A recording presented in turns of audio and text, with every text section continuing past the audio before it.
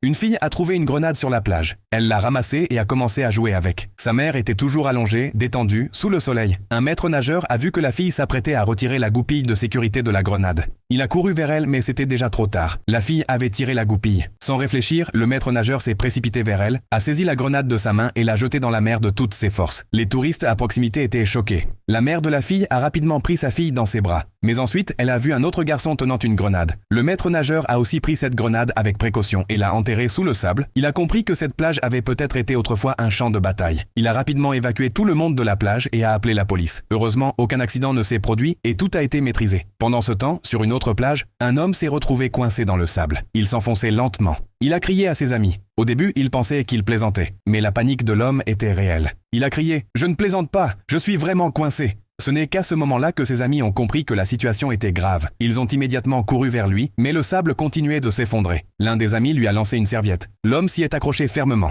Ils ont tiré fort, mais cela n'a pas aidé. Il continuait à s'enfoncer. Soudain, sa main a glissé et la serviette s'est détachée. Tout le monde a paniqué. L'homme se préparait à mourir. C'est alors qu'un maître nageur est arrivé à moto. Il a donné des instructions aux amis et a dit à l'un d'eux d'appeler l'équipe de secours locale. Ensuite, il a couru vers l'homme et l'a atteint à la dernière seconde. Le maître nageur a placé une planche sur le sable et s'est tenu dessus. Un de ses amis l'a aidé à stabiliser la planche par derrière, comme un skateboard. Le maître nageur a tendu la main vers celle de l'homme. Ses amis tirèrent de toute leur force, mais l'homme ne pouvait toujours pas être dégagé. Maintenant, seule la moitié de sa tête était visible au-dessus du sable. Il continuait de s'enfoncer. Puis, un des amis a pris un tube en plastique de la moto et l'a rapidement mis dans la bouche de l'homme pour qu'il puisse respirer. Pendant que le maître nageur poursuivait le sauvetage, il commençait lui aussi à être aspiré. Heureusement, l'équipe de secours est arrivée juste à temps. Le chef d'équipe a immédiatement pris les choses en main. Il a inséré un câble en acier dans le sable et l'a attaché à la main de l'homme.